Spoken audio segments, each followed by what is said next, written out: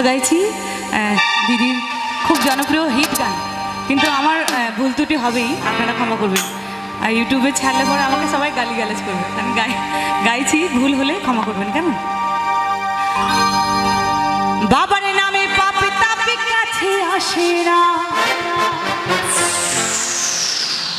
এই বাবার নামে পাপি তাপি কাছে আসে না, ভূত ভূতুনি ডাক ডাকে নজর লাগে না, এই ভব জ্বালা দূরে যাবে, ভব জ্বালা দূরে যাবে, আসে না জঞ্জাল। ওই আমার বাবা মহাকাল, বাবা